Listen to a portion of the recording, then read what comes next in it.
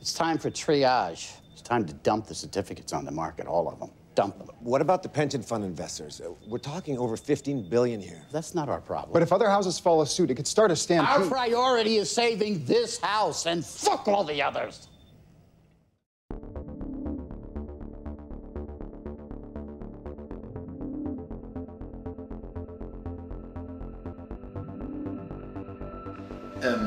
Bailout is very different to most of the movies I did, because I used an actual political or social thing, what happens right now worldwide, and made a fictional story around. And I feel a lot of my movies were based on video games or more genre movies. Then I did movies like Darfur, about the genocide in Sudan, but I never made a movie like directly now in a big American city about the American politics right now.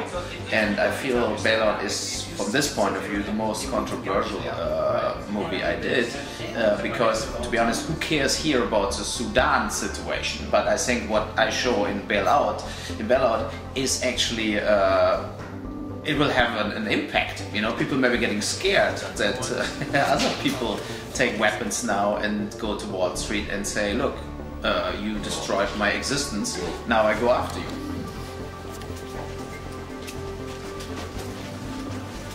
I suppose one of the interesting things about my guy is that, you know, he's a reflection of the pulse of a lot of people who have been treated horrendously by the financial institutions in America.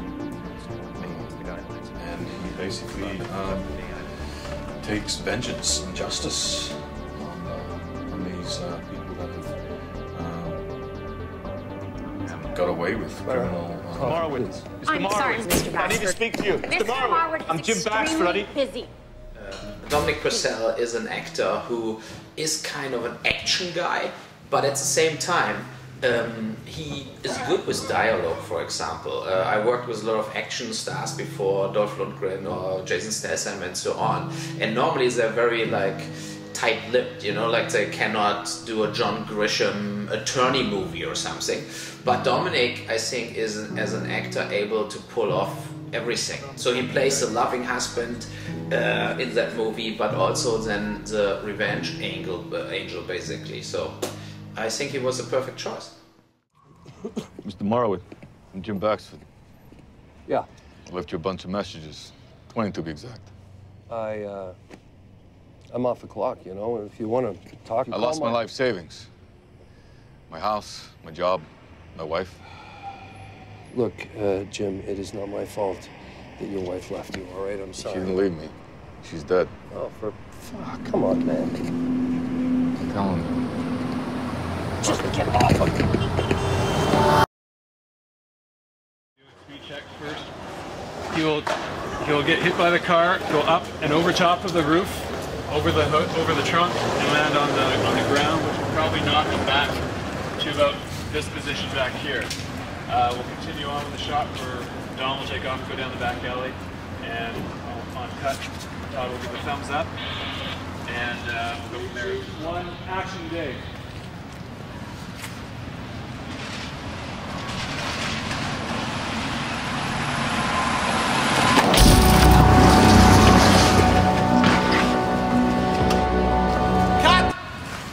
All right, Todd. Cutting, guys. Whoa, stay back, guys. Good. Hey!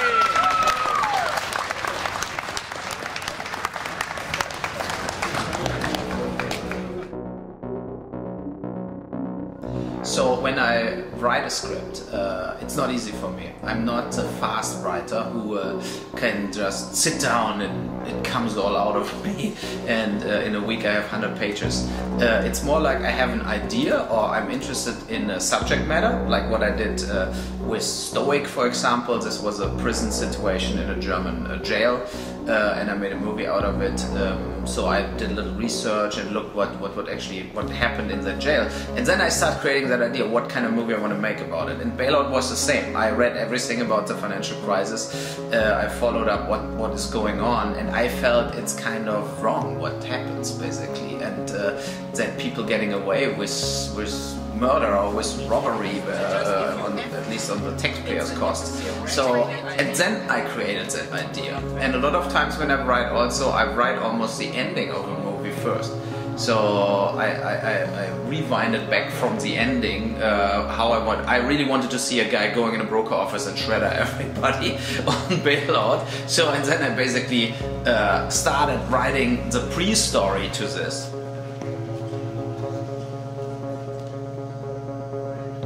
You know, what's really great about working with Uwe is he's really, truly an independent filmmaker. He makes the movies he wants the way, he makes the movies that he wants the way he wants to make them. It's like he doesn't answer to anybody. He got the financing, he develops the story, and he makes the story he wants to make. You know, and being a part of a really independent filmmaker is hard to do in Hollywood now, because all the other companies are owned by Wall Street or investment bankers or lawyers. There are so few real filmmakers left in Hollywood, and Uwe is one of the few. Well, I heard about Bailout from Uwe several months ago, and I thought the idea was really intriguing. And you know, when he did call me and say, "Hey, would you like to be in it?" I knew right away the answer was going to be yes. There was a big smile that crossed my face, and I'm really glad that Uwe got it off the ground, because I just think it's a cool idea for a movie. Hey, I gotta ask you, you in any way, shape, or form associated with law enforcement? I ain't no cop, just a private citizen concerned about his own personal safety, right? Grenades? Oh yeah, I got 2 left. Shrapnel. How much? This is my third film with Uwe, and dude, I don't know, he's a trip, and I love working with him, man. Every time, I was just hearing actually that he's very efficient. He's very efficient, and what's crazy about it is sometimes when you have an efficient filmmaker, you don't know, it could be laziness or whatever, but everything that I've seen that I've done with Uwe has turned out amazing. Like, I don't know, but it's, the DP that, it's the same DP we work with, Stephanie, on every movie, and it comes out just great. I don't know, like, I've actually, it's funny, I haven't really gotten a chance to see, I've only seen bits and pieces, and I've actually been looking at the older films we did, and I'm just blown away. So you can completely trust Uwe. Also in the first movie, I think I called him Yui the whole movie, and he just let me do that. So he's a cool dude, so yeah. I think this is a movie that matters.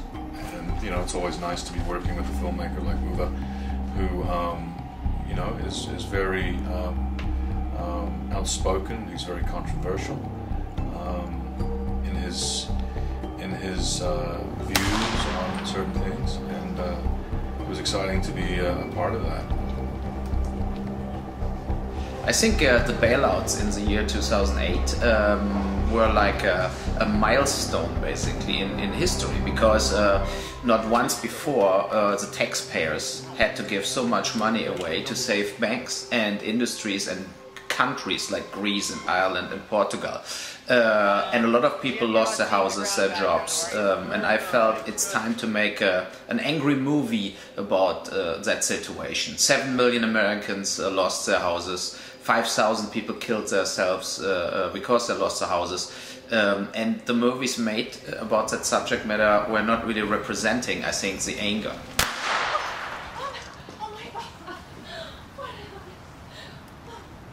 These actors are unbelievably good. I'm always like, sometimes when I watch actors talking about other actors in interviews, you can tell they're all just like, yeah, he was so good, he was this and that, and yeah. But no, these guys are wonderful actors, and I've had a joy working with all of them. Working with John Hurd was amazing yesterday. Ed Furlong is a brilliant actor. Very, very funny guy. Michael Paré is another solid, great actor. You know, I watched him when I was a younger guy, you know, when he did Eddie and the Cruises and stuff like that. And I remember saying to myself, gee, I want to be like that guy. And, you know, working with Michael was a treat. And, you know, so, I mean, that's one of the great things about the job that I do. You get to meet really interesting people, and you get to work with old legends, you know. So it was, it's been amazing. You know what me and Freddie do with our day?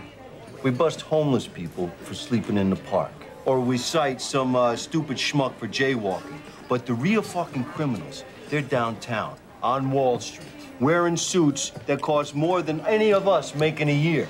The end of the movie, he really goes on a rampage on Wall Street in a big broker office, and he basically goes after everybody. So the biggest shooting day was planned more at the end of the shoot, and we had, like, I think 28 stunt people going, and the special effect people around Jack prepared like various explosions and breakaway glass and stuff like this. So I always wanted to end that movie with a big bang and not like shooting two bankers or something. So for me it was important that he brings the message across. It's a whole group of criminals. It's the age of greed took over Wall Street basically, and he goes there to clean them out. When you say go to your wife or whatever, do it a little faster after his last line.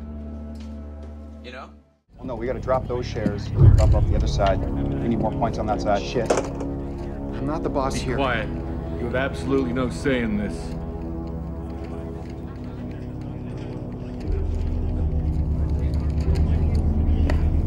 Please, my wife. She's pregnant. Who's that guy with Smith?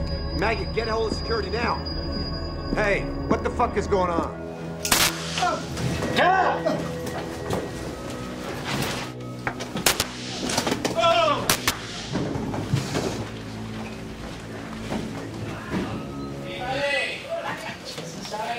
He's using those all-point mercury film.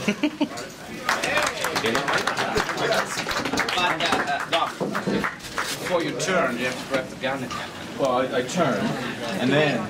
Wally and Bill. Okay, well, we can Make do him that. take some Very look at good. you. Come to the video monitor and watch it. We replay it for you. All right. Come in the back room. Okay, so we do the next bit. Means like we have to fill it a little more. Basically, there's 5 of us set up around a desk, and our lead comes in and throws a grenade underneath the desks. And we've been taking cover because he's been shooting people and stuff, so we're down low, see the grenade roll in, get up, we start to run, and it blows up, and I'll be wearing a harness, have a line attached to me, rigged up through the ceiling tiles here, and there's a wall of glass behind me, so there's 2 main 4x8 sheets of glass that are behind me that all get pulled through, so as I start to turn, we're going to have a half wrap, and it's going to pull me, kind of twist me around sideways and backwards through the glass, and I'm dead from the grenade explosion, and the 4 other guys are going to blow off over desks and knock off monitors, and one guy's going to fly into another guy and knock him over, and the girl's going to get pulled over a desk, so there'll be people flying everywhere. And 3, 2, 1, go. Boom! Boom!